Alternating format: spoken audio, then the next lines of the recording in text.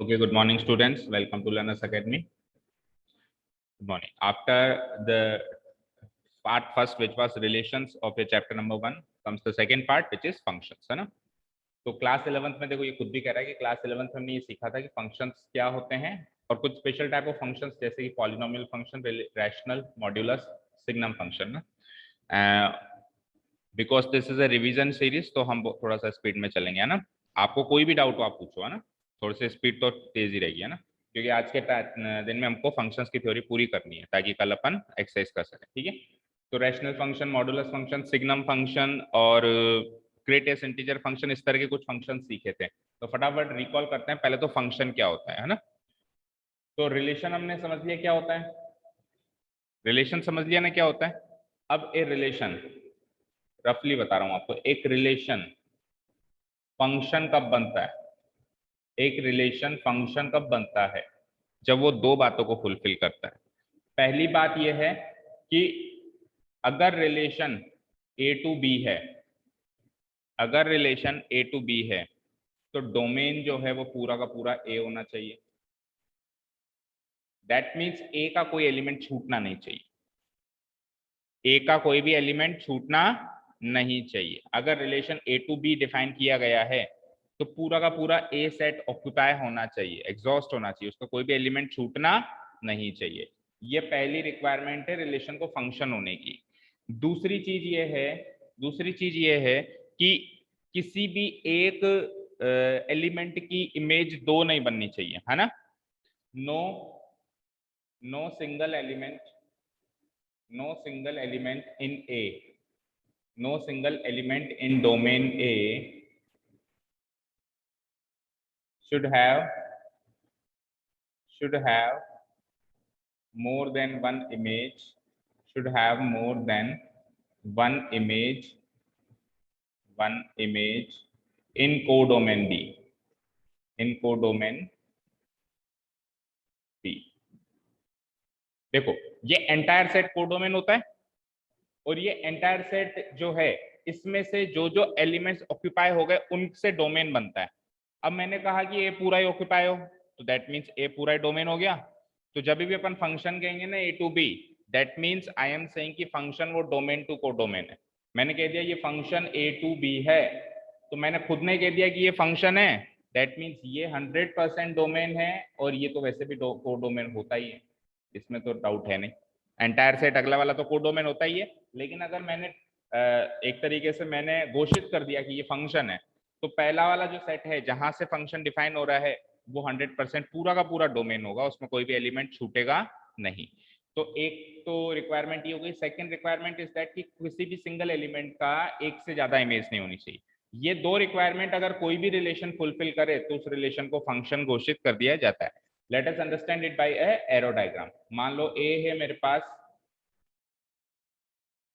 1 2 3 या ए बी सी ले लेते हैं, ए बी सी, और बी सेट है मेरे पास 1 2 3 4, ठीक है? अब सपोज करो ए की इमेज है 2, बी की इमेज है 1। क्या इस समय ये एक फंक्शन है? इस समय ये एक फंक्शन है? नो, बिकॉज ए पूरा ऑक्यूपाई नहीं हो रहा है, ये डोमेन नहीं बन पा रहा है। अभी अगर मैं इस रिलेशन के अंदर ऑर्डर्ड पेयर बनाऊं तो क्या बनेगा? a, 2 and b, 1, that's it. ये ऑर्डर्ड पेयर बनेंगे। तो इसका डोमेन क्या लिखोगे आप? इसका डोमेन क्या लिखोगे आप? पहले पहले एलिमेंट का सेट होता है ना डोमेन। तो क्या लिखोगे? a, b। क्या ये एग्जैक्टली a के बराबर आ रहा है? नो, तो a पूरा ऑक्यूपाई नहीं हो रहा है। डोमेन पूरा का पूरा a बन जाए यानी इसमें से कुछ ना छूटे, then only it will be a function, मतलब वो पहली रिक्वायरमेंट है। तो अब ये फंक्शन नहीं है। सी को ऑक्यूपाई करवाता हूं, सपोज करो मैं 4 से इमेज बना देता हूं। अब बताओ ये एक फंक्शन है? अब ये फंक्शन है क्योंकि ए पूरा ऑक्यूपाई हो गया, ठीक है। लेकिन अब सेकंड रिक्वायरमेंट देखो, अगर मैं सी की इमेज 3 भी बना दूं, क्या अब ये फंक्शन है? अगेन अब ये फंक्शन नहीं है क्योंकि सी की 2 इमेजेस बन गई। तो ये दो बातें फुलफिल करो, कोई भी रिलेशन को फंक्शन बनाओ। Is that clear? अब इसको प्रैक्टिकल वे में ऐसे समझाया था मैंने कि मान लो function is a machine. Function एक मशीन है जिसमें से एक इनपुट डालते हैं और उधर से आउटपुट निकलता है, ठीक है? जैसे कंप्यूटर इज अ मशीन, मैंने डाला कंट्रोल सी तो वो कॉपी करेगा। तो मैंने इनपुट क्या डाला? कंट्रोल सी, और उसका आउटपुट क्या निकला कि उसने उसको कॉपी कर दिया। ऐसा कभी हो सकता है या हुआ है आज तक कि मैंने कंट्रोल सी किया और उसने पेस्ट कर दिया डायरेक्टली? कंप्यूटर ने कहा कि मुझे पता है तू पेस्ट करेगा, मैं पहले ही कर देता हूँ। किया है कभी उसने ऐसा? या कंट्रोल सी करने से शट डाउन हो गया हो? ऐसा कभी हुआ है या हो सकता है? नो। तो एक एलिमेंट की एक इमेज है, यूनिक इमेज, मतलब जो कमांड डाला है उसका एक फिक्स आउटपुट है। मैं अगर यहाँ से संतरा डालूंगा तो संतरे का जूस ही निकलेगा। ऐसा नहीं है कि आज मिक्सर ग्राइंडर के मूड कुछ अलग चल रहा था, उसने कहा नहीं यार आज तो मैं आम का जूस ही निकालूंगा, तू संतरा डाल रहा है। ऐसा हो सकता है क्या? No, that means it is not a machine. और अगर वो ऐसा करती है तो फिर वो फंक्शन नहीं है। फिर वो फंक्शन नहीं, वो फंक्शन तभी होगी जब एक ही इमेज अगर 4 बनती है तो हर हाल में 4 ही बने। ऐसा नहीं है कि सर आज तो 3 बना लो। ठीक है, क्लियर है? यूनिक इमेज होनी चाहिए उधर, और हर एक की इमेज बननी चाहिए। मशीन किसी भी इनपुट के लिए मना ना करे। ऐसा नहीं मैंने सी डाला, मशीन ने कहा नहीं सी वापस फेंक दिया उसने कि इसकी इमेज ही नहीं बनाऊं मैं। तो वो हर एक इमेज को, हर एक प्री इमेज को एक्सेप्ट करे और एक इमेज बनाए, then only it will be a function. Clear है फंक्शन की डेफिनेशन? ठीक है, अब बात करते हैं, ये तो हमने सीखे थे फंक्शंस लास्ट ईयर है ना, डेफिनेशन वाइज। अब कुछ स्पेसिफिक फंक्शंस होते हैं, जैसे कि सबसे पहले हमने सीखा था identity function. Identity function last year की बात कर रहे हैं, अभी तक इस साल का शुरू नहीं किया ना। वो इस साल जो है ना 1112 वो टाइप्स ऑफ फंक्शन है। ये टाइप्स ऑफ फंक्शन नहीं है, ये स्पेसिफिक फंक्शंस है। स्पेसिफिक तरह के, स्पेशल तरह के कुछ फंक्शंस है। आइडेंटिटी फंक्शन याद थे किसी को क्या होता है? वन मोर थिंग, अगर सपोज करो रिलेशन में कुछ ऑर्डर्ड पेयर हैं, A, 1 जैसा भी आए थे, B, 2 और C के साथ मान लो 4 की इमेज बनी थी, हाँ? और हमने पूरी प्रॉपर्टीज के साथ देखा तो ये रिलेशन फंक्शन बन गया था ना, क्योंकि एक इमेज बन रही थी और सारा का सारा डोमेन ऑक्यूपाई हो रहा था पहला सेट। तो मैं इस R की जगह F लिख देता हूँ, क्योंकि अब ये फंक्शन बन चुका है। अब ये रिलेशन क्या बन चुका है बेटा? Function. Function is also a set जिसके अंदर ऑर्डर पेयर है। जिस रिलेशन इज ए सेट जिसमें ऑर्डर पेयर है, function is also a set जिसमें ऑर्डर पेयर है। तो अगर मैंने ऐसा लिख दिया कि f इज equal to A, 1 B, 2 C, 4, तो मैं ये लिख सकता हूँ, यहां से मैं ये इन्फेयर कर सकता हूँ कि f of A equals to 1, f of B equals to 2, f of C equals to 4। मतलब अंदर तो रखेंगे अपन प्री इमेज को और उसका आंसर जो आएगा वो बाहर इमेज रखेंगे। ऐसा अपन फंक्शन के केस में कर सकते हैं, बट ऐसा अपन रिलेशन के केस में नहीं कर सकते। रिलेशन में उसको उसी फॉर्म में लिखना पड़ेगा, रोस्टर फॉर्म में, टेबुलर फॉर्म में जो होती है। ठीक है ना? फंक्शंस के केस में अपन उसको रोस्टर फॉर्म में भी लिख सकते हैं, एज वेल एज अपन ऐसे भी लिख सकते हैं। ठीक है, कोई दिक्कत नहीं है। चलो अब आइडेंटिटी फंक्शन की बात कर रहे थे, याद है किसी को what is an identity function? Graph अगली बात है, ग्राफ अब अगली बात है, पहले डेफिनेशन दो। वही जो प्रोडक्ट डाला वही, संतरा डाला जूस नहीं निकला, संतरा का संतरा ही निकल गया बाहर। ठीक है, समझ में आएगा? अगर हमने मैंगो डाला तो मैंगो का मैंगो ही बाहर निकल गया, कुछ आउटपुट है ही नहीं। जो इनपुट है वही का वही आउटपुट है। तो इसकी सिंपल सी भाषा में अगर मैं बात करूं तो अगर मैंने x डाला मशीन में तो x ही निकल गया, f of x is equals to x। यही मेरा आइडेंटिटी फंक्शन है। इसका ग्राफ कैसे बनता था? अगर मैंने 1 डाला तो 1 आउटपुट हुआ, 2 डाला तो 2 आउटपुट हुआ, 3 डाला तो 3 आउटपुट हुआ। तो कुछ इस तरीके का ग्राफ बनता था। अगर मैंने -1 डाला तो -1 आउटपुट हुआ, -2 डाला तो -2 आउटपुट हुआ। लाइक एक 45 डिग्री का एंगल बनाती हुई एक स्ट्रेट लाइन निकलती थी ओरिजिन से पास होती हुई, है ना? ये इसका ग्राफ। चलो सेकंड पार्ट आइडेंटिटी फंक्शन के बाद कुछ और फंक्शंस को याद करते हैं। आपको याद है मॉडुलस फंक्शन था, सॉरी सेकंड मॉडुलस फंक्शन था, याद है कुछ? बोलो क्या था?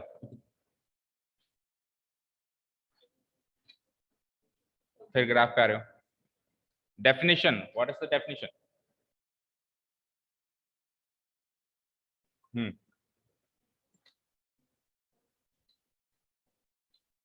कैसे खुलेगा? वही तो है, उसकी फंक्शनिंग बताओ। प्लस एक्स कब और माइनस एक्स कब? Minus x. देखो इसको सिंपल भाषा में याद करो तो इसका फंक्शनिंग ये है कि ये एक ऐसी मशीन है जो पॉजिटिव इनपुट से तो पॉजिटिव इनपुट देती है, मतलब पॉजिटिव इनपुट पे बदलती नहीं है। जब पॉजिटिव इनपुट डालोगे तो आइडेंटिटी फंक्शन की तरह काम करेगी, जो इससे पहले हमने सीखा। आइडेंटिटी फंक्शन क्या करता था? जैसा डाला वैसा ही निकाल दिया। तो ये पॉजिटिव इनपुट के लिए तो आइडेंटिटी फंक्शन की तरह काम करती है कि जैसा डालते हैं वैसे निकाल देता है। 5 डाला 5 निकाल दिया, 4 डाला 4 निकाल दिया। बट ये नेगेटिव इनपुट के लिए थोड़ी पक्षपाती है। ये नेगेटिव इनपुट को के लिए क्या करती है, उसको पॉजिटिव बना के निकालती है। तो नेगेटिव इनपुट को पॉजिटिव बनाती है, दैट मीन्स उस नेगेटिव नंबर के आगे एक और माइनस लगा देती है ताकि वो माइनस माइनस होके पॉजिटिव हो जाए। ठीक है, तो हमने सीखा था मॉडुलस फंक्शन कुछ ये था, अपन इसको इस तरीके से पैक करते थे, ठीक है ना, इस तरीके से पैक करते थे। देखो ये x का x ही निकल जाएगा, ये x का x ही निकल जाएगा कब, जब x 0 से बड़ा या बराबर हो, और ये x का नेगेटिव होके निकलेगा कब, जब ये 0 से छोटा हो। इस तरीके से इसकी डेफिनेशन डिफाइन की गई। फॉर एग्जाम्पल सपोज करो, इधर देखो, सपोज करो मैंने कहा 5, तो पहले तो देखो अंदर वाला x जो है वो इस कैटेगरी का है या इस कैटेगरी का है, ऊपर वाली कैटेगरी का है। भाई 0 या 0 से बड़ा है नहीं है, तो उसने क्या कहा, x का x ही आंसर आ रहा है, तो 5 का 5 ही आंसर आएगा। लेकिन सपोज करो इसने -5 लिखा, तो अब अंदर वाला x नीचे वाली कैटेगरी का आ गया, तो ये क्या करता है, x के आगे एक माइनस साइन और लगा देता है। मेरा x का इस केस में -5, उसके आगे माइनस साइन और लगा दिया, तो आंसर +5 आ गया। यानी नेगेटिव नंबर को और नेगेटिव कर देता है ताकि वो पॉजिटिव निकले। ठीक है, this is the modulus function का ग्राफ कुछ ऐसा बनता था, यहाँ पे देखो कुछ ऐसा बनता था, ऐसा ऐसा। देखो ये पॉजिटिव साइड के लिए तो ये आइडेंटिटी की तरह काम कर रहा है, याद करो अभी पिछले केस में हमने बताया था ना आइडेंटिटी फंक्शन का ग्राफ, पर वो नीचे ऐसे जा रहा था, ऐसे ना जाके वो नेगेटिव नंबर्स के लिए थोड़ा सा बदल जाता है, नेगेटिव नंबर्स के लिए वो कुछ ऐसा हो जाता है। पॉजिटिव के लिए तो आइडेंटिटी की तरह ही ट्रीट हो रहा है, नेगेटिव के लिए ये, तो ये कभी भी नेगेटिव नहीं होगा, इसका आउटपुट कभी भी नेगेटिव नहीं होगा। यानी कि y एक्सिस में नेगेटिव में आंसर कभी आएगा ही नहीं, x एक्सिस में तो पॉजिटिव नेगेटिव दोनों आ रहे हैं, मतलब इनपुट तो दोनों हो सकते हैं positive negative, but output y क्या होगा, वो हमेशा पॉजिटिव रहेगा, नेगेटिव नहीं होगा। क्लियर है, this was the modulus function. ठीक है, और कुछ फंक्शन याद करते हैं। हाँ, एक था polynomial function. Polynomial function can be anything, इसका कोई एक ग्राफ नहीं बन सकता। पॉलिनोमियल फंक्शन ऐसा था कुछ, देखो याद करो, a0 plus a1x plus a2x square plus a3x cube plus dot dot dot dot dot, इस तरीके से चलते जाओ an अप टू x की पावर है। मतलब पॉलिनोमियल फंक्शन में कोई एक टर्म ऐसा फिक्स नहीं, हो सकता है एक ही टर्म हो सकता है 2 हो सकता है 3 हो सकता है 4 हो सकता है 10 हो सकता है 20 हो। दैट मीन्स कुछ एग्जांपल देता हूँ, पॉलिनोमियल फंक्शन ये भी है 3x, ये भी पॉलिनोमियल फंक्शन है। पॉलिनोमियल फंक्शन ऐसा भी हो सकता है, दो टर्म्स का बना दो, 3x प्लस 9x स्क्वायर, ये भी हो सकता है। ठीक है, समझ में आई बात। अच्छा, पॉलिनोमियल फंक्शन ऐसा भी हो सकता है जिसमें केवल ऐसे रख दूं मैं 7, ऐसे 7 रख दूं, जैसे a0 क्या है यहाँ पे, a0 a1 a2 तो क्या है, न्यूमेरिक नंबर्स हैं, नंबर्स हैं। जैसे मान लो यहीं तक ब्रेक हो गया पॉलिनोमियल फंक्शन, fx बराबर a0, तो ये एग्जांपल बन गया, इसका एग्जांपल बन गया, fx बराबर a0, इसका एग्जांपल ये दिख रहा है भाई, ये क्या एक न्यूमेरिक नंबर है ना। मान लो दो टर्म्स हमको लेने हैं, मुझे यहाँ पे ब्रेक करना है पॉलिनोमियल फंक्शन, दो टर्म्स वाला पॉलिनोमियल फंक्शन बनाना है, तो ये उसका एक एग्जांपल बन गया। नहीं ये नहीं बना, सम कांस्टेंट प्लस एक्स वाली टर्म है ना, अलग बना देते हैं, मान लो ये अलग, fx is equal to 7 minus 3x। अब ये सेकंड टाइप का एग्जांपल बन गया जिसमें दो टर्म्स हैं, तीन टर्म्स का एग्जांपल ये वाला बन सकता है, हालांकि इसमें कांस्टेंट टर्म नहीं है। तो इसकी कुछ टर्म्स का कॉम्बिनेशन लेकर, इसकी कुछ टर्म्स का कॉम्बिनेशन लेकर पॉलिनोमियल फंक्शन बनाया जाता है, जहां पे ये a0 a1 a2 a3 a4 ये अप टू an कितने भी हो सकते हैं। ये क्या है, ये रियल नंबर्स क्या है, ये पॉजिटिव हो सकते हैं, नेगेटिव हो सकते हैं, जीरो हो सकते हैं, पॉइंटों में हो सकते हैं, रूट में हो सकते हैं, कुछ भी हो सकते हैं, है ना। ये रियल नंबर है कुल मिला के। और ये जो है एक्स स्क्वायर एक्स क्यूब, ये कहां से स्टार्ट होते हैं, ये कहां से स्टार्ट होते हैं, ये 1 से स्टार्ट हो सकते हैं, जैसे 1 की पावर, फिर 2 की पावर, 3 की पावर, अप टू किसी भी नेचुरल नंबर की पावर तक ये जा सकते हैं, किसी भी नेचुरल नंबर की पावर तक ये जा सकते हैं। ये नेगेटिव नहीं हो सकते, ये नेगेटिव नहीं हो सकते, ऐसे नहीं होगा कि x की पावर -1, वो पॉलिनोमियल नहीं होता और ना ही वो पॉलिनोमियल फंक्शन होगा। जो x की पावर है वो हमेशा नेचुरल नंबर होनी चाहिए, that is a polynomial function. तो 1 हो सकती है, 2 हो सकती है, जैसे यहाँ पे 2 हो गई, यहाँ पे 1 हो गई, यहाँ पे 1 हो गई, यहाँ पे 1 हो गई, यहाँ पे कुछ नहीं 0 हो गई, तो जीरो भी हो सकती है ऑब्वियसली, पर कुल मिला के नेगेटिव नहीं हो सकती और डेसिमल में नहीं हो सकती। ऐसा नहीं हो सकता x की पावर हाफ या x की पावर -3, ये नहीं हो सकती। तो ये था पॉलिनोमियल फंक्शन। अब इसमें तो फंक्शन पता चलेगा उसके बाद ग्राफ बनेगा, कोई फिक्स ग्राफ इसका नहीं बन सकता। पॉलिनोमियल फंक्शन से पॉलिनोमियल फंक्शन डिवाइड कर दे तो बन जाता है रैशनल फंक्शन। ये एक पॉलिनोमियल फंक्शन था, इस तरह के किसी फंक्शन से इसी तरह का कोई दूसरा फंक्शन डिवाइड करते हैं तो वो क्या बन जाता है, rational function. Number four was rational function. Rational number समझते हो ना, जो p बाई क्यू की फॉर्म में हो। तो रैशनल फंक्शन मींस क्या, जो p बाई क्यू की फॉर्म में कोई फंक्शन हो, यानी कोई g of x function divided by कोई h ऑफ x, जहां पे ये भी एक पॉलिनोमियल फंक्शन होना चाहिए, यहाँ पे ये भी एक पॉलिनोमियल फंक्शन होना चाहिए, और ये भी एक पॉलिनोमियल फंक्शन होना चाहिए, दोनों पॉलिनोमियल फंक्शन होने चाहिए। तो इस तरह के फंक्शन को हम क्या कहते हैं, रैशनल फंक्शन। ठीक है, यहाँ पे एक इसकी कमी ये है, रिक्वायरमेंट कह दो, कि जो डिनोमिनेटर वाला फंक्शन है वो पॉलिनोमियल फंक्शन है बट उसकी वैल्यू 0 नहीं हो सकती, अदरवाइज ये फंक्शन नॉट डिफाइंड बन जाएगा, क्योंकि डिनोमिनेटर में 0 नहीं आ सकता ना। ऊपर g ऑफ x तो 0 भी हो सकता है, लेकिन h ऑफ x की वैल्यू 0 नहीं हो सकती। एक एग्जांपल लेते हैं। फॉर एग्जांपल मैंने लिखा है f(x) बराबर x plus 2 divided by x square minus 3x plus 2। आप चेक करो, ऊपर वाला पॉलिनोमियल फंक्शन है, नीचे वाला भी पॉलिनोमियल फंक्शन है, पॉलिनोमियल को पॉलिनोमियल से डिवाइड किया, ये पूरा क्या बन गया, एक रैशनल फंक्शन। अगेन इसका ग्राफ जब फंक्शन पता चलेगा तभी बन सकता है, कोई फिक्स ग्राफ इसका है नहीं। और ऑब्वियसली इसमें जब भी फंक्शन कहेगा तो ये ऐसे कहेगा x square minus 3x plus 2 should not be equal to 0। ये एक्स्ट्रा इन्फॉर्मेशन आपको दे, क्योंकि डिनोमिनेटर 0 नहीं हो सकता ना। ठीक है, क्लियर है रैशनल फंक्शन सभी को। एक रह गया, वैसे सबसे पहले आ जाना चाहिए था, आप बता देते हैं, कोई फर्क नहीं पड़ता। Constant function. कांस्टेंट फंक्शन भी एक तरह का पॉलिनोमियल फंक्शन ही है, बट इसको स्पेशल नाम इसलिए दे दिया, इसकी वैल्यू हमेशा कांस्टेंट रहती है। मतलब मैंने कुछ भी इनपुट डालूं वो एक ही आंसर दे रहा है, मैं कुछ भी इनपुट डालूं वो क्या दे रहा है बेटा, एक ही आंसर। तो उसको अपन लिखते हैं f(x) इक्वल्स टू a।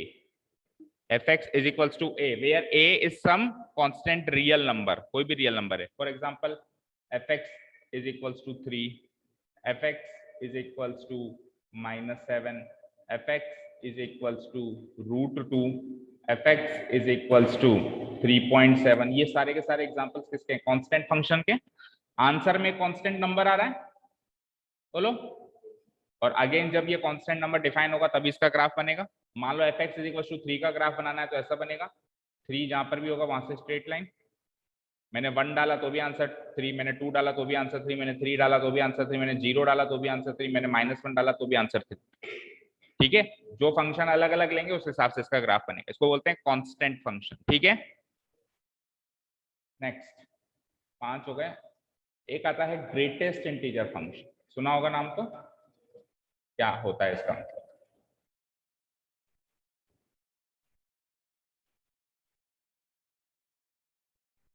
क्योंकि मैंने एक्सरसाइज देखी थी खोल के, पुराने फंक्शंस का एक बार पूरा रिवीजन किया गया है कि आपने 11th में फंक्शन पढ़ा था, बताओ ये 1 1 है कि 1 2 है। तो इसलिए मैंने सोचा शुरुआत इससे कर लेते हैं, पुरानी क्लास, क्योंकि मुझे पता है पुरानी क्लास में तो आपने पढ़ाई करी नहीं है, करी नहीं थी, कोरोना आ गया था ना, तो इसलिए अब डिटेल में तो नहीं कर सकते। करना चाहो अगर आप डिटेल में बिल्कुल, तो लेक्चर की रिकॉर्डिंग है, आप चाहो तो देख सकते हो 11th क्लास की, अदरवाइज अभी शॉर्ट फॉर्म में ऐसे देख लो, है ना। ग्रेटेस्ट इंटीजर फंक्शन क्या होता है बताओ, फंक्शनिंग क्या है इसकी, किस तरह की मशीन है, मैं डालता हूँ कुछ भी इनपुट डालता हूँ तो आउटपुट में कैसा नंबर निकलता है,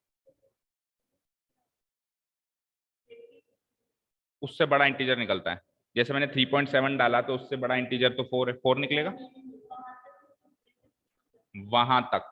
तो ऐसे कहो जो भी नंबर डालते हैं उससे छोटा सबसे बड़ा इंटीजर, जैसे 3.7 से छोटे इंटीजर्स कौन कौन से, 3 2 1 -1 0, ये सब उससे छोटे इंटीजर्स हैं। उनमें से सबसे बड़ा कौन सा है, 3। नंबर से छोटा और नंबर से छोटे जितने भी इंटीजर्स की लाइन लग गई उनमें सबसे बड़ा इंटीजर आंसर निकलता है। ठीक है, क्लियर है।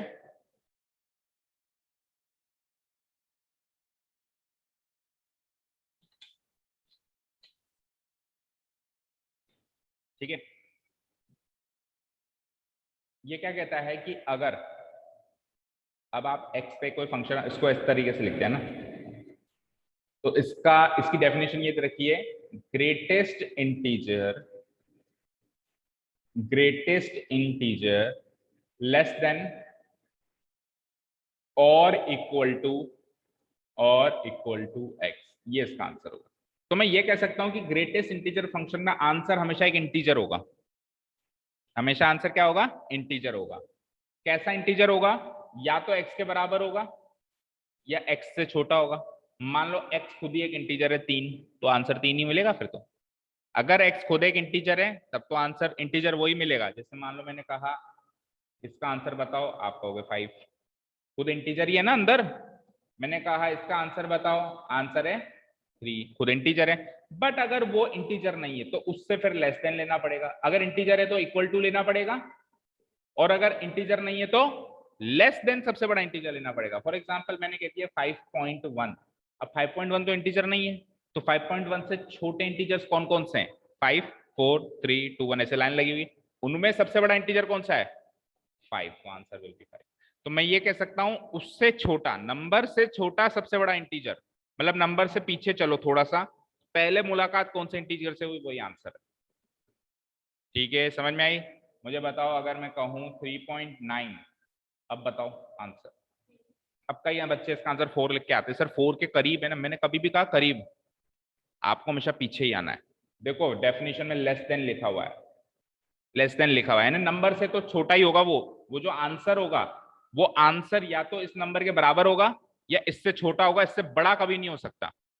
तो इसका आंसर 3 लिखा, तो ये आंसर इससे छोटा है या नहीं है, 3 3.9 से छोटा है या नहीं है, 5 5.1 से छोटा है या नहीं है, 3 3 के बराबर है या नहीं है, और 5 5 के बराबर है। तो मैंने भी तो ये लिखा है कि या तो लेस देन होगा आंसर मेरा, या फिर इक्वल टू होगा और एक इंटीजर होगा।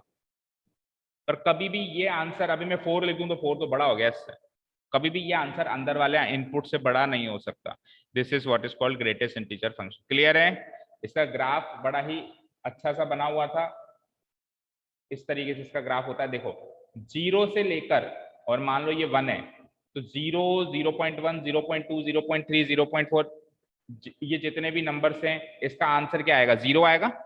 0 आएगा तो मैं ऐसे लिख सकता हूँ, भाई मैंने 0 डाला तो भी आंसर 1 आया, नहीं 0 डाला तो आंसर 0 आया, तो मैं ऐसे लिख सकता हूँ। पर 1 डालते ही ये वाला 1 वाला पॉइंट काउंट नहीं, 1 डालते ही आंसर 1 आ रहा है, 1 डालते ही आंसर 1 आ रहा है। फिर 1.1 डालते ही आंसर वापस 1 आ रहा है, 1.2 डालते ही आंसर वापस 1 आ रहा है, 1.3 डालते ही वापस आंसर 1 आ रहा है। तो यहाँ तक 2 से जस्ट पहले तक आंसर 1 1 1 1 आ रहा है, लेकिन 2 वाला पॉइंट काउंट नहीं है क्योंकि 2 डालते ही आंसर क्या आ रहा है, 2 आ रहा है। तो कुछ इस तरीके के, ये इस तरीके से चाबियां बन जाती हैं इसमें, है ना। यहाँ पे भी रहेगी, यहाँ पे भी रहेगी, यहाँ पे भी रहेगी। आपको याद हो, रिकॉल कर पा रहे हो तो कुछ इस तरीके का ग्राफ था, याद कर पा रहे हो। एक लास्ट फंक्शन और पढ़ेंगे, ग्रेटेस्ट इंटीजर फंक्शन हो गया सिग्नम फंक्शन, राइट। कर दूं उसको डिलीट, कौन से नंबर का फंक्शन है, 7th या 8th, 7th। Signum function, signum function क्या कहता है भाई, सिग्नम फंक्शन कहता है, याद है किसी को क्या कहता है, हाँ बताओ। वेरी गुड, और 0 होगा तो 0 ही आएगा। सिग्नम फंक्शन 3 ही आउटपुट पे विश्वास रखता है, चौथा कोई आउटपुट नहीं है उसकी डिक्शनरी में, या तो 0, 1 या -1। अगर पॉजिटिव रियल नंबर है तो 1 आंसर देता है, नेगेटिव रियल नंबर है -1 आंसर देता है, और 0 पे क्या देता है, 0 देता है। तो देखो इसको डेफिनेशन वाइज अगर डिवाइड कर दिया जाए तो इसकी डेफिनेशन वाइज ये ऐसे डिवाइड होता है, मॉडुलस x बटे x when x is not equal to 0 and 0 when x equals to 0।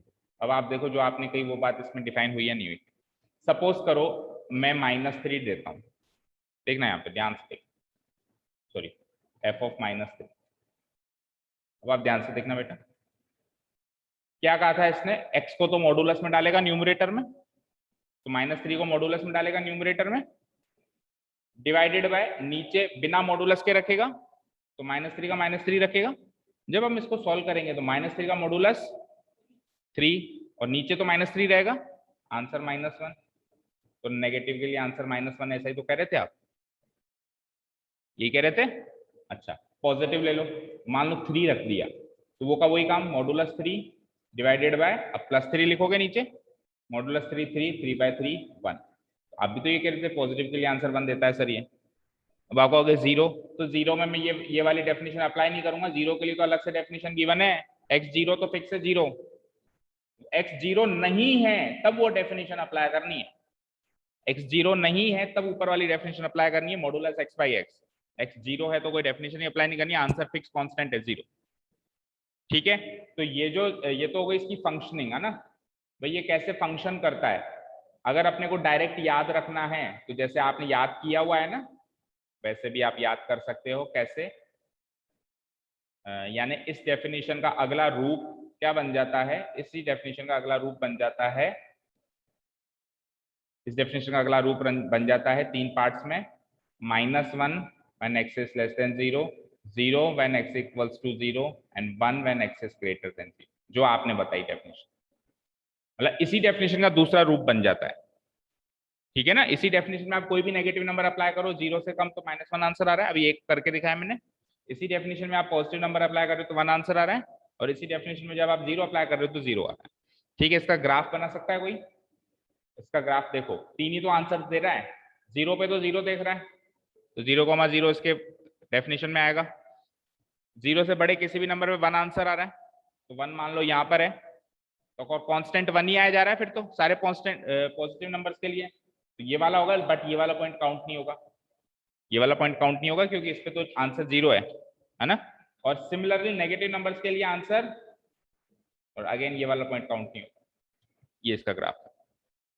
Fine, तो ये तो थे टाइप्स नहीं कह सकता, specific type of functions which we studied in class 11th, क्योंकि इसके क्वेश्चंस यहाँ पर हैं इसलिए मैंने आपको थोड़ा सा ओवरव्यू कर रहा है। अब इस साल क्या करना है, तो अब मैं शुरू कर रहा हूँ क्लास 12th का एक्चुअल कोर्स, है ना, फंक्शन से रिलेटेड। फंक्शन समझ गए, स्पेसिफिक टाइप ऑफ फंक्शन समझ गए, और फंक्शन रिलेशन फंक्शन कब बनता है वो भी समझ गए। तो अब इस सेक्शन में केवल सीधे क्या कहा गया है, टाइप्स ऑफ फंक्शंस। ठीक है, बेसिकली यहाँ पे दो तरह के फंक्शंस बताए गए हैं, एक है, मतलब दो टाइप से डिवाइड किया गया है फंक्शन। एक टाइप ये है कि one one and many one, one one and many one, ये एक टाइप है। और दूसरा टाइप क्या है, onto and into, onto and into. Clear है? अगर one one and many one में से अगर वो वन वन सेलेक्ट हो जाता है तो उसको क्या बोलते हैं, इंजेक्टिव। और ऑन टू और इनटू में से वो ऑन टू सेलेक्ट हो जाता है तब क्या बोलते हैं, सर्जेक्टिव। और वो दोनों ही हो जाता है तब क्या बोलते हैं, बाइजेक्टिव। वेरी गुड, चलिए तो रीड आउट करते हैं अपन एक बार, है ना।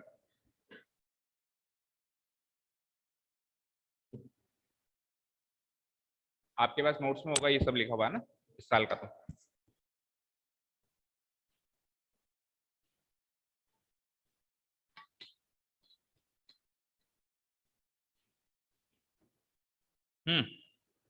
लेट अस सी क्या कहता है, a function F defined as F from X to Y, that means X क्या है, अब बताओ एक्स क्या है, एक्स सेट क्या है, डोमेन है। क्योंकि जब फंक्शन लिखा हुआ आ गया तो पूरा सेट ऑक्युपाई हो ही रहा होगा, पूरा सेट ऑक्युपाई हो रहा होगा तो पूरा एक्स सेट ही आपका डोमेन रहा होगा। फंक्शन में क्या होता है, जिस सेट से हम जा रहे हैं वो सेट पूरा ऑक्युपाई होना चाहिए तभी वो फंक्शन है। अब हम खुद ही कह रहे हैं ये फंक्शन है, दैट मीन्स वो पूरा ऑक्युपाई हो गया, दैट मीन्स डोमेन क्या है, पूरा सेट एक्स, और वाई क्या है, को डोमेन। भाई सिंपल सी बात याद रखो बेटा, जब भी फंक्शन कहते हैं ना ए टू बी, तो सिंपल सी बात है, ए तो डोमेन है, बी को डोमेन है, फिक्स है। अगर वो खुद घोषित कर दे कि ये फंक्शन है तो, अगर वो रिलेशन पे अटका हुआ है तो फिर बी का को डोमेन होना तय है, बाकी ए का डोमेन होना अभी भी तय नहीं है, अगर रिलेशन की बात है। ठीक है, क्लियर है? और रेंज तो वो बात की बात है, रेंज ना तो इससे पता चल सकती है ना उससे पता चल सकती है, फंक्शन देखने के बाद ही पता चलती है रेंज तो, है ना। तो a function defined from X to Y is said to be a one one function, इस फंक्शन को वन वन फंक्शन कहा जाएगा इफ, यदि for every distinct element of X, domain के हर एक अलग अलग एलिमेंट के लिए there should be a distinct image in Y, codomain Y में अलग अलग डिस्टिंक्ट इमेज मिलनी चाहिए। सिंपल सी डेफिनेशन है, बड़ी प्यारी सी, कि डोमेन के हर एक एलिमेंट, क्योंकि कोई भी छूटना नहीं चाहिए, मैंने कहा ना, क्योंकि अगर छूट गया तो फिर तो वो फंक्शन ही नहीं है, वन वन होना तो दूर की बात है ना।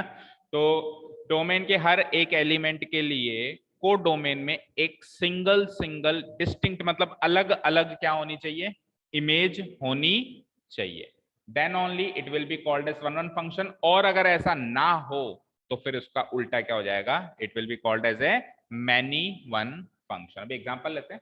और अगर ये वन वन हो जाता है तो उसको किस नाम से पुकारा जाता है, it is also called injective function. ठीक है, अब मैथमेटिकल टर्म्स में समझो इस चीज, मैथमेटिकल टर्म्स में समझो। मैथमेटिकल टर्म्स में वो ऐसे कह रहा है कि एक्स जो डोमेन है, मान लो इसमें से कोई भी दो अलग अलग डिस्टिंक्ट प्री इमेजेस उठा ली या एलिमेंट्स उठा लिए, x1 x2 अलग अलग। डिस्टिंक्ट का मतलब क्या होता है, दोनों सेम नहीं हो सकती, अलग अलग। और इस पे भी फंक्शन अप्लाई किया, इस पे भी फंक्शन अप्लाई किया, और वो फंक्शन की वैल्यू आउटपुट बराबर है, आउटपुट मान लो बराबर है। आउटपुट बराबर मानना है आपको, सुनो, आउटपुट आपको बराबर मानना है। मेरी बात सुनो फिर से। फंक्शन है हमारे पास, एक्स वाई दो सेट है, एक्स में से दो एलिमेंट्स उठा लिए, इस पे फंक्शन का जो आउटपुट है वो बराबर हमको खुद को मानना है कि इसका आउटपुट बराबर है। आउटपुट बराबर मानने से कुछ ऐसा किया जाए कि इनपुट भी बराबर आ जाए, then it will be called as one one function. ठीक है, देसी भाषा में समझो। मशीन है, जूसर मिक्सर ग्राइंडर है, आपने आंख बंद करके कुछ फल उठाया, इसमें डाला, मैंगो जूस निकली। आंख बंद करके दूसरा फल उठाया, वापस मैंगो जूस निकला। आउटपुट बराबर है। अब आउटपुट बराबर है, आपने इनपुट की खोज करी, यार मैंने डाला क्या था, और इनपुट भी बराबर निकला, मतलब दोनों बार मैंने मैंगो ही डाला था, that means it is A one one function. लेकिन अगर ऐसा साबित हुआ कि नहीं, आपने इनपुट अलग अलग डाला था, ऐसा साबित हो जाए कि आपने इनपुट सेम नहीं डाला था, क्या डाला था, that means it is A many one, क्योंकि तो दो प्री इमेज की एक ही इमेज बन गई फिर तो आउटपुट सेम आपको मानना है। मतलब जब हम इसके क्वेश्चंस करेंगे एक्सरसाइज में, तो हम ऐसे ही एल्गोरिथम से चलेंगे कि आउटपुट सेम तो आपको मानना है, फंक्शन की वैल्यू सेम आपको माननी है, और कुछ उसमें एनालिसिस या रिसर्च करते हुए पीछे चलते जाएंगे और चेक करेंगे कि इनपुट सेम था या नहीं था। अगर इनपुट भी सेम निकल जाए तो वो वन वन है, और इनपुट सेम नहीं निकले तो वो मेनी वन। तो ये कह रहा है कि कोई भी x के दो एलिमेंट्स उठाने के बाद उनका आउटपुट सेम हो, वी हैव मतलब ये गिवन हो कि आउटपुट सेम है, और उसका रिजल्ट क्या निकले कि नहीं साहब इनपुट भी सेम था, then the function f is called to be a one one function, otherwise the function is a many one function। समझ में आई ना बात, otherwise the function is a many one function. Clear है। अब many one function की क्या definition थे, समझ ही गए। For any x1 x2 belongs to x, अगर fx1 और fx2 बराबर, ये तो हमने मान लिया, देखो इफ है, इफ मतलब ये तो मानना है, ये तो मानना है, और रिजल्ट क्या निकले कि x1 x2 के बराबर तो है, लेकिन किसी माइनस x2 के भी बराबर है, किसी x3 के भी बराबर है, किसी मतलब x1 और x2 केवल एक ही वैल्यू में बराबर ना हो। समझ में आ रही है बात भाई, x1 x2 के तो बराबर है, लेकिन x1 माइनस x2 के भी बराबर है, या फिर मैंने डॉट डॉट डॉट लगा दिया, मान लो x1 किसी x3 नाम के एलिमेंट के बराबर भी आ रहा है, x1 किसी x4 नाम के, तो रिजल्ट में इनपुट सेम नहीं निकला ना, नहीं निकला, then that means it will be called as a many one function. ये जो एल्गोरिथम है ये आपको क्वेश्चन सॉल्व करने में काम देगा, इस तरीके से क्वेश्चन सॉल्व करना है। क्वेश्चन हम समझ तो गए कि एक ही इमेज होनी चाहिए, बट क्वेश्चन कैसे सॉल्व करें, उसका एल्गोरिथम सेट होना चाहिए ना। एल्गोरिथम क्या है, आप कोई भी दो एलिमेंट्स उठा के उनका आउटपुट सेम खुद मान लेना, और खुद मान के उनके इनपुट तक जाना। अब जाते कैसे वो फंक्शनिंग में बताएंगे आपको आउटपुट से इनपुट में कैसे जाएंगे अपन, है ना। और जाते जाते जाते जाते लास्ट में अगर ऐसा प्रूव हो जाए कि नहीं नहीं इनपुट भी सेम था, that means it is N one one function, और इनपुट सेम नहीं था, मतलब वो वैल्यू तो आ रही है लेकिन कुछ और भी वैल्यू आ रही है, भाई x1 की x2 तो वैल्यू आ रही है, बट साथ में माइनस x2 भी आ रही है, या कुछ x3 भी आ रही है, इनपुट मतलब बहुत सारों के बराबर आ रहा है, ठीक है ना, that means it will be called as a many one function. इसका एरो डायग्राम काफी इजी है, बनाया हुआ नहीं है, कोई बात नहीं, हम बना देते हैं। लेट अस सपोज ये है मेरा सेट x डोमेन, ये है मेरा सेट y को डोमेन। देखो यहाँ पे स्क्रीन पे देखो, केवल समझना है। मान लो यहाँ पर है a b c d, वहां है 1 2 3 4 5 6, मान लो a की इमेज है 2, b की है 3, c की है 5 और d की है 1। तो आप देखो x के हर एक अलग अलग एलिमेंट के लिए y में एक अलग इमेज मौजूद है, ये क्या बन जाएगा, वन वन फंक्शन बन जाएगा। लेकिन सपोज करो मैं ऐसे करूं कि डी की इमेज भी 1 है, एक मिनट ये वाली इमेज हटा देता हूं मैं एक बार, सी की इमेज भी 5 है, और मैं कह दूं नहीं डी की इमेज भी 5, मैंने क्या कह दिया, डी की इमेज भी 5 है, तो ये क्या हो गया, मैनी। देखो एक से ज्यादा होता है, ये मैनी हो गया, मैनी, ये 1 बचा क्या अब, ये हो गया मैनी, और लेकिन उधर तो सिंगल ही है। अब कई बच्चे पूछते हैं सर उल्टा हो जाए, 1 मैनी हो जाए, तो बताओ 1 मैनी हो सकता है क्या, फंक्शन ही नहीं बचेगा। 1 मैनी का मतलब एक की 2 इमेज बन गई, मैंगो डाला तो आज तो मैंगो जूस निकला, कल चीकू शेक निकल गया, तो मशीन खराब है मतलब आपकी, उसमें कुछ ना कुछ लोचा है, यानी वो फंक्शन ही नहीं है। ठीक है, क्लियर है बात। तो 1 मैनी टाइप का तो कोई फंक्शन ही नहीं होगा, मैनी 1 हो जाएगा अगर एक से ज्यादा एलिमेंट्स की इमेज एक ही आ रही है, ये इसका एरो डायग्राम, ये मैनी 1 का एग्जांपल हो गया। आप चेक करो ऐसा करते टाइम 4 और 6 बच गए, को डोमेन में कोई भी बच सकता है, कोई बड़ी बात नहीं है, डोमेन में नहीं बचना चाहिए, डोमेन में अगर अगेन बच गया तो again it will not B a function. ठीक है, क्लियर है सभी को। हमने ये चीज सीखी थी, आपको याद हो तो, कि रेंज जो होती है कोडोमेन की या तो बराबर होती है या सबसेट होती है। अभी इसकी रेंज क्या है, 2 3 5, यही इसकी रेंज है, 3 एलिमेंट्स ऑक्यूपाई हो रहे हैं, इसकी रेंज क्या है बोलो, यहां लिख देता हूं, 2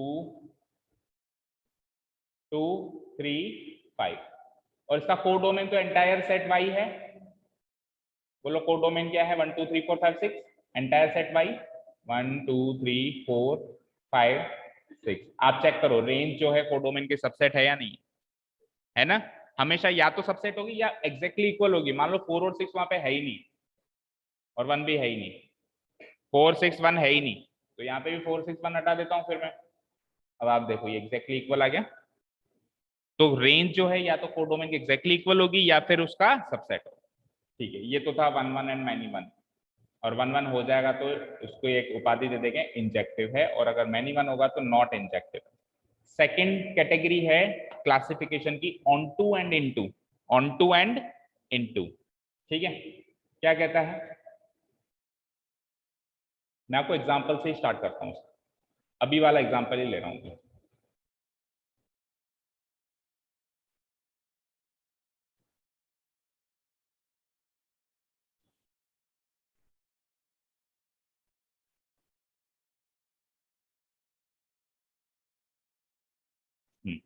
मान लो सी की इमेज तो क्या बनाई थी हमने 5, और डी की इमेज क्या बना दिया हमने,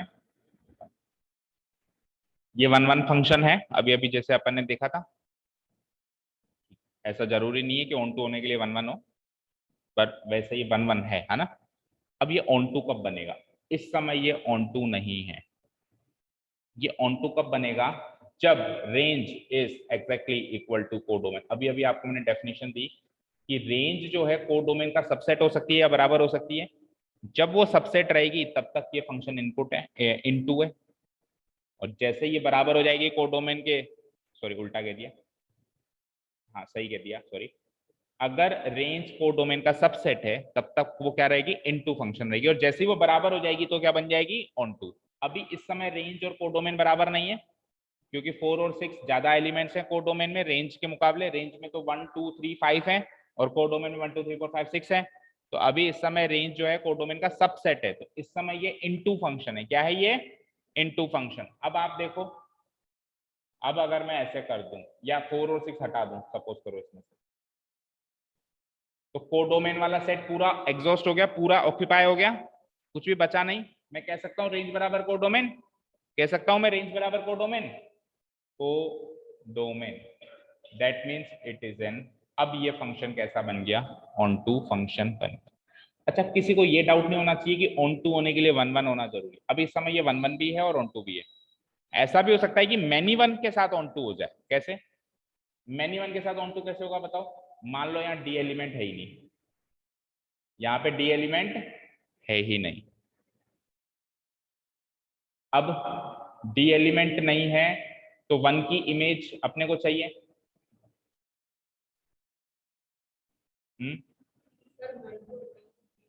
उल्टा कर दिया सॉरी, डी की जगह 1 को हटाओ, सही कह रहे हैं,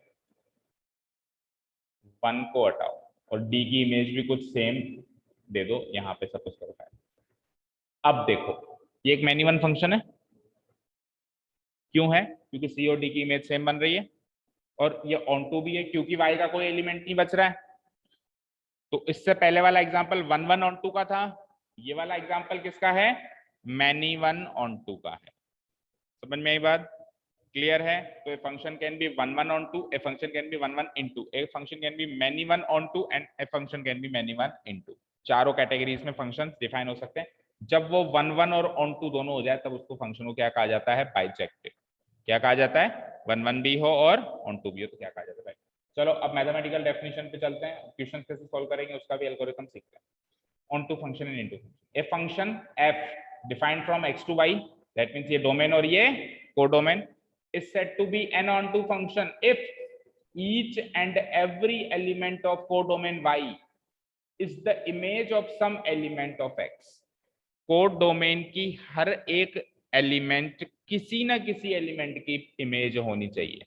ऐसा नहीं कि सर ये तो किसी की इमेज है ही नहीं, ठीक है? या फिर उल्टा कहूं, कोडोमेन के हर एक एलिमेंट के लिए डोमेन में एक प्री इमेज मौजूद होनी चाहिए जहां से वो निकल के आई।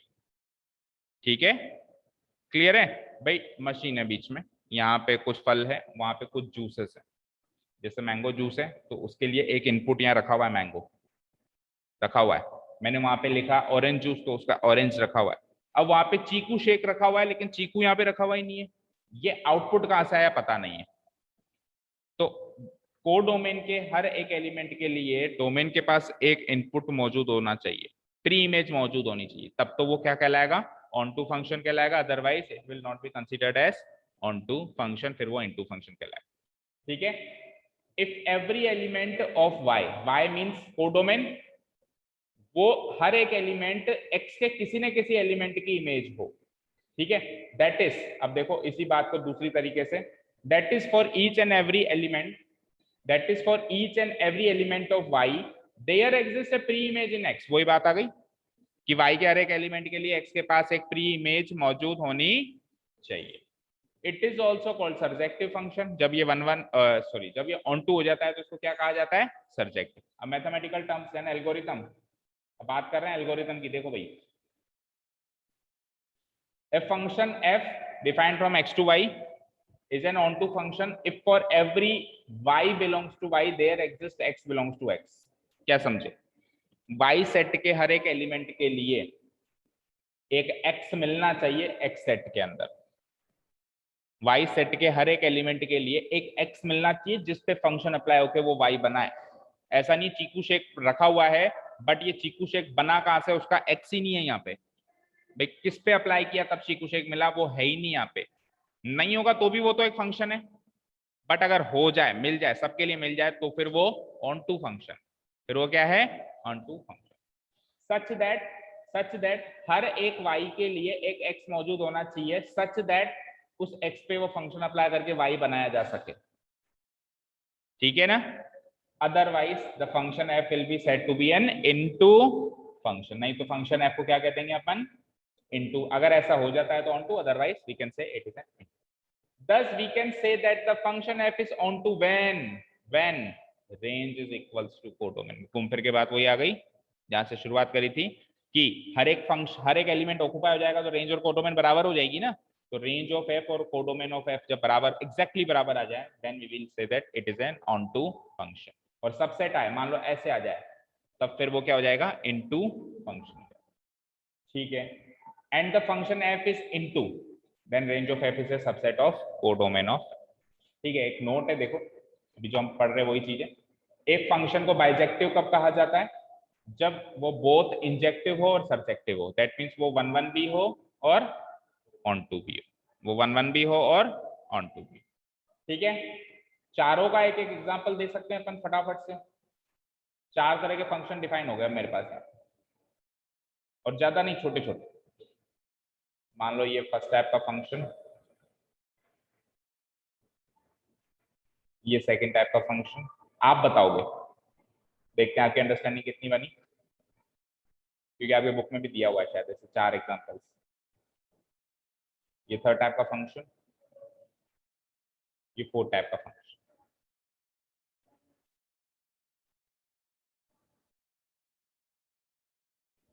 ठीक है जी, वही एक्स वाई सब में कुछ भी मान लो, ए भी मान लो।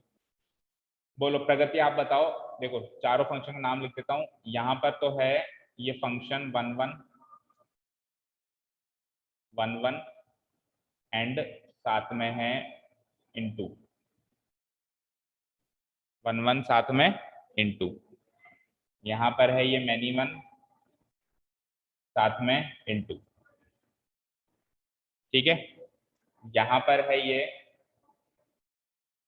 1 1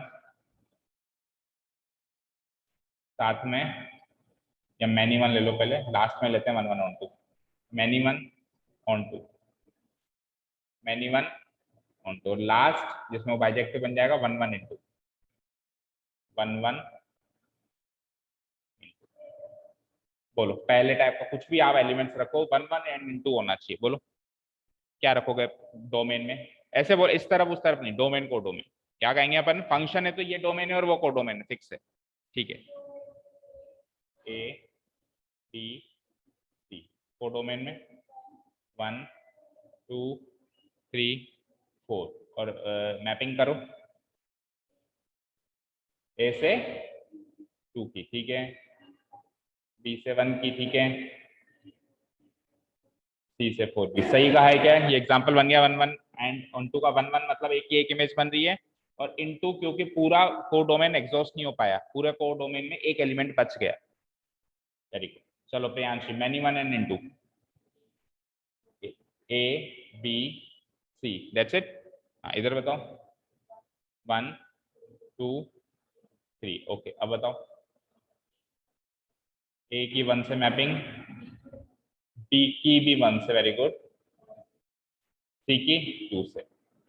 देखो मैनी वन है क्योंकि 2 की एक इमेज बन रही है, और इनटू है, इनटू क्यों है? क्योंकि 3 बच गया, इनटू क्यों है? 3 बच गया। बोलो Tanisha, many one onto, इधर 1 ले रहे हो, 1 2 3, दैट्स इट। ठीक है, इधर ए बी, आगे बोलो 3 की बी के साथ, 1 और 2 के साथ।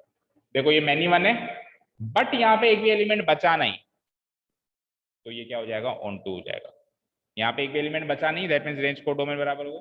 और 1 1 इंटू की सीधी सीधी कर देते हैं, 1 2 3, ए बी सी, 1 की बी के साथ, 2 की सी के साथ, 3 की ए के साथ, एक के साथ एक, और कोई भी बचे नहीं। मैं ये कह सकता हूँ कि 1 1 इंटू कब होता है? जब जितने एलिमेंट्स डोमेन में उतने एलिमेंट्स को डोमेन में। जैसे यहाँ पे 3 थे, यहाँ 4 थे, यहाँ पे 3 थे और यहाँ पे 3, मतलब चांसेस हैं, यहाँ पे 3 थे और यहाँ पे 3 थे, तो मैनी वन इंटू भी हो सकता है। बट 1 1 इंटू होने के लिए तो बराबर एलिमेंट चाहिए चाहिए। 1 1 ऑन टू, सॉरी गलत लिखा हुआ है वहां पे। 1 1 ऑन टू होने के लिए बराबर एलिमेंट्स चाहिए ही चाहिए दोनों में, पहली रिक्वायरमेंट हो गई। क्योंकि अगर कम ज्यादा एलिमेंट्स हो गए तो फिर मैनी वन बनाना पड़ सकता है, या कुछ छूट जाएगा, ज्यादा हो जाएगा। तो कम हुए तो मैनी वन बनाना पड़ जाएगा, ज्यादा हुए तो फिर रेंज को डोमेन के बराबर नहीं होगी। लेकिन बराबर बराबर एलिमेंट्स हैं, then only it will be 1 1 onto, ठीक है ना। लेकिन बराबर एलिमेंट्स होते ही 1 1 ऑन टू है, ऐसा भी नहीं, क्योंकि देखो यहाँ पे भी बराबर एलिमेंट्स हैं, बट ये मैनी वन इंटू है, बट ये मैनी वन इंटू है। लेकिन 1 1 ऑन टू के लिए बराबर चाहिए, उल्टा याद मत रखना, ठीक है। चलते हैं आगे। ये एग्जांपल से आप काफी कुछ समझ गए होंगे, आपकी बुक का ही एग्जांपल है। आई विल नॉट से कि मैंने कोट किया है, but it is a nicest way to understand the difference between 4 types of functions, है ना। हाँ जी, तो जब, हाँ ये तो देखा ही नहीं, तो देखा ही नहीं हमने कि इनमें से बाइजेक्टिव कौन सा है, सब्जेक्टिव कौन सा है। एक बार पीछे चलते हैं वापस। बोलो पहला वाला बाइजेक्टिव, सब्जेक्टिव, इंजेक्टिव, तीनों में से क्या क्या है? इंजेक्टिव बस, है ना, क्योंकि 1 1 है। सेकंड वाला कुछ भी नहीं है, ना इंजेक्टिव ना सब्जेक्टिव ना बाइजेक्टिव। तीसरा वाला सब्जेक्टिव है, क्यों? क्योंकि ऑन टू तो है कम से कम, है ना। और ये बाइजेक्टिव 1 1 भी है और ऑन टू भी। Very good. अब देखिए, तो फंक्शन को इन्होंने दो तरीके से डिवाइड कर दिया। अब पूरी चीज को एक साथ सार समरी लेके चलते हैं। फंक्शन को दो तरह से डिवाइड कर दिया, या तो 1 1 या फिर मिनिमम। जब 1 1 होगा तो वो उसको इंजेक्टिव भी कह सकते हो। अब 1 1 को भी दो टाइप से डिवाइड कर दिया, 1 1 ऑन टू या 1 1 इन टू। और मैनी वन को भी दो टाइप से डिवाइड कर दिया, मैनी वन ऑन टू और मैनी वन इन टू। तो चार तरह के फंक्शन हो गए। फाइनली मेरे पास 1 1 onto, one one into many one onto और मैनी वन इंटू, उसमें से जो वन वन और ऑन टू दोनों होगा उसको बाइजेक्टिव कहा जाता है।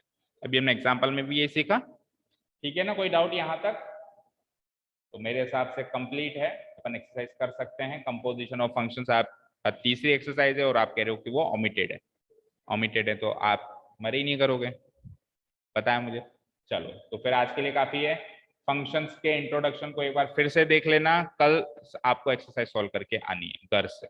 आज तो पूरा दिन है, आज तो टाइम है, आज तो टाइम है ना। तो फंक्शंस के एग्जांपल्स भी देख लेना।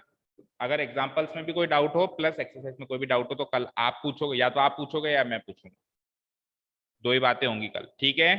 Thank you so much for listening to us, have a nice day, keep learning and बोलो।